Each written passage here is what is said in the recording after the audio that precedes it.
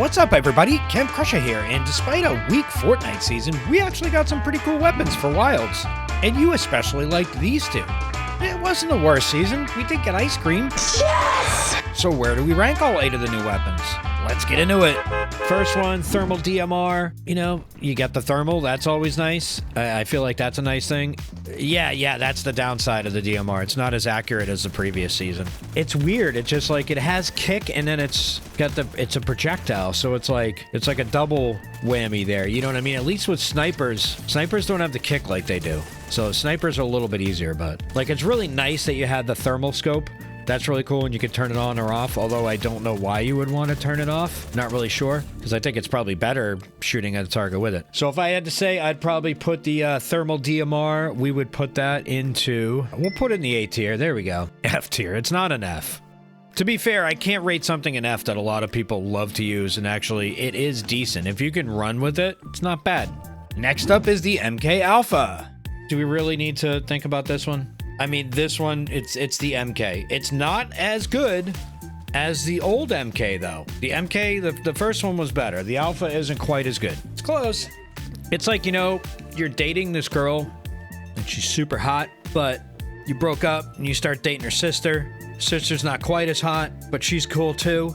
I feel like that's the new MK.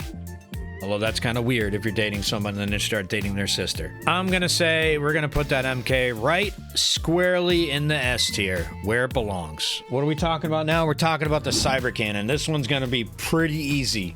If you like things that go boom, you're going to think it's a decent gun. I don't think it's an S tier gun. It's good long range and high ground, and it's good raining down on people. Like, it's kind of fun. It's fun in squads, lighting people up, or I've noticed in builds, it can be fun too, shooting people in their boxes. That's always nice too. So, shooting people in their boxes. Yeah, that's how babies are made, yeah. Unless you don't have strong swimmers, or you don't have any swimmers. But, yeah, let's see. It's not an F. It's definitely not an S. There's no way. I mean, S is God tier. Like, there's very few guns that should be in the S tier. There's definitely at least one of them in this little pile over here. I'm gonna say C for the cannon. I think C's a good spot. We'll put that right there. It's a gimmick. Now we are doing the Mammoth Pistol. I really like the gun. I mean, how can you not like a hard-hitting gun? You know, even now with post-nerf, that thing still slaps. It's still doing 70, 80 damage. Yeah, me too. Pre-nerf, I would definitely put the Mammoth at S tier. But the thing is, dude, it doesn't swap very good with a third weapon. Not at all. Especially the Flapjack, too. The Flapjack is pretty kind of a little bit slow on that swap, too. That's another reason why I've been running the combat more. I could swap the shotgun to combat. It's a little bit quicker. Post-nerf, I'm going to have to say it's still pretty solid. I'm going to have to put it in the, going to say, yeah, the A tier. I think so as well. I think it's an A tier gun. All right, so next up, we're doing the Flapjack.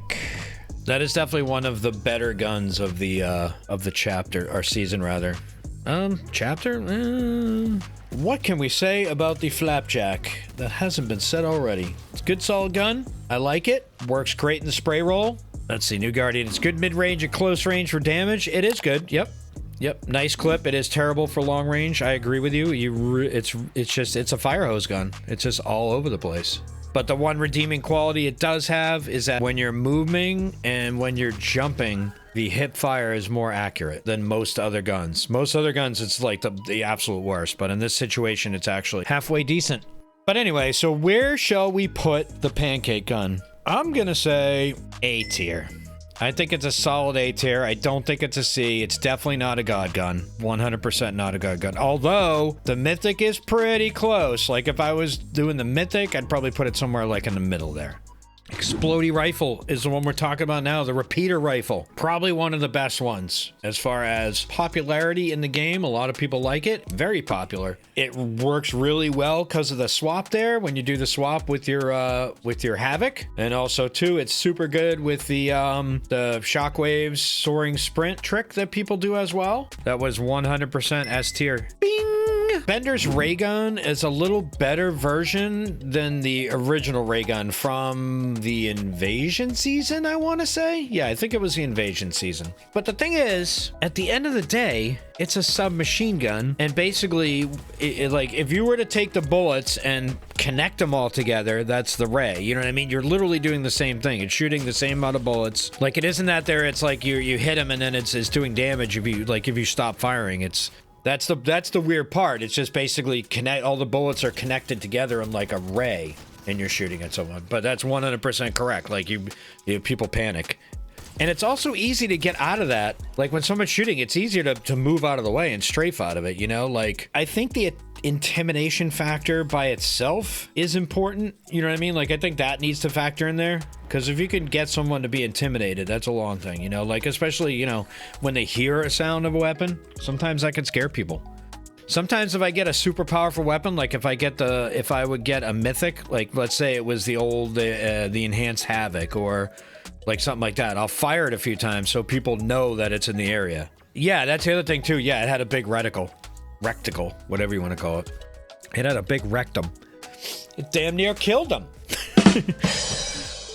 But yeah, I mean, it's not bad, but like, honestly, I didn't really use it that much just because I'm like, man, it's too gimmicky.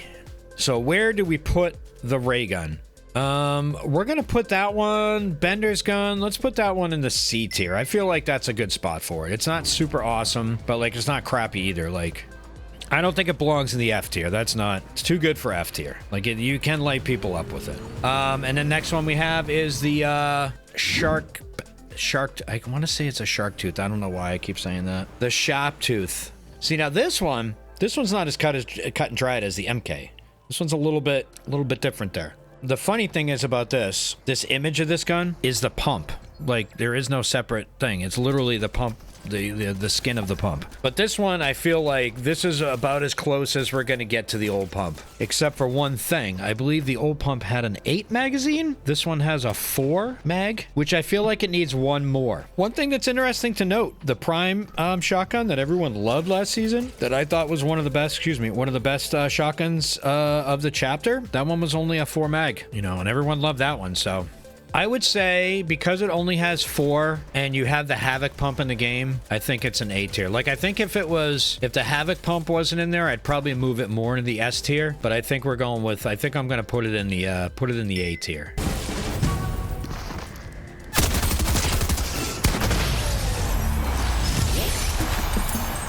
There you go, peeps. Thanks for watching. Everybody check out this next video right here. Hurry up and click before it's over.